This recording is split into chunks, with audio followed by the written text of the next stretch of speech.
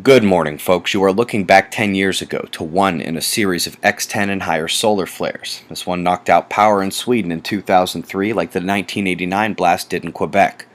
Neither of them matched the 1859 mega flare known as the Carrington event. All those things are explained in my video, How to Watch the Sun, but I'm mentioning them today because of an interesting astrobiology magazine article discussing how the interactions between such blasts and the magnetic fields of exoplanets is revealing interesting ways of determining suitability of life, not by atmospheric chemistry, proximity to the sun, or presence of water, but via protective viability of that planet's magnetic shield.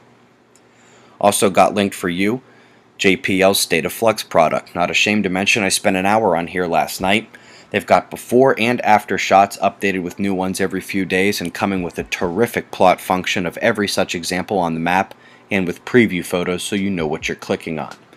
Around the world with weather, it is indeed the rainy season here. Best of luck with that. It is impossible to forecast beyond bring your umbrella.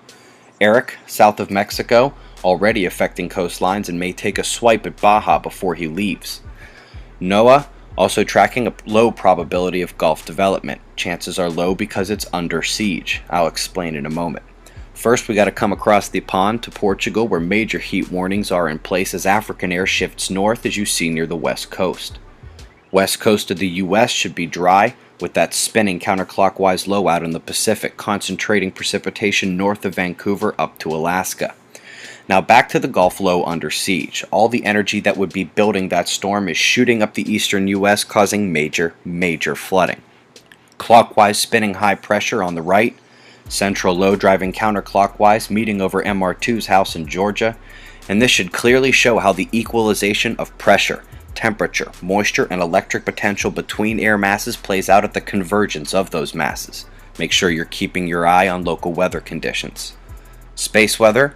Folks, the flaring is teasing us with mid-level C flares en masse.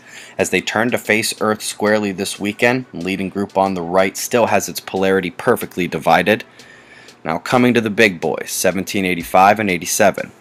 Both now beta gamma delta. NOAA's report from last night lists only one, but since that time the morphing has produced delta regions in each, with at least one building delta spot in each region as well. When looking at an intensity gram, one might think CMEs and coronal holes were all that twerked the solar wind. In reality, it's as non-homogeneous as many of the SDO views detailing subtle coronal differences and energetic surges. This point is clarified by the solar wind shift in polarity due to nothing other than a magnetic angle of the arriving particles. They swirl on their way to Earth anyway. Now around the new day UTC, you're going to see the BZ up top in red tipping south as a clearly separate particle wave shows simultaneous arrival on the orange density. When the southern magnetic wind hits, it can be worse than a CME. This one appears to be having moderate effects only so far. KP index showing building instability. Quakes. This is the first 6-pointer not to have a coronal hole or umbral opening in over a month. Argentina took the only other quake to even hit 5 with the umbral field closed. That shape is indeed unstable, as we mentioned yesterday. It's tilting, and to my surprise, I see an equatorial coronal hole coming in red. Using magnetic connectivity, up top my cursor is circling those big sunspots facing Earth. Coronal hole view at the bottom reveals her hiding place just behind those large spots, the light and magnetic loops from that big region actually shielding her from view right now. Quake watch might be in order when she faces Earth, especially as the geocentric and heliocentric event is just days away. Earth, Sun, Mercury. Somebody call the helio viewer dudes and wake their asses up, please. Eyes open. No fear. It's 6:45 a.m. Eastern Time, and that's the news. Be safe, everyone.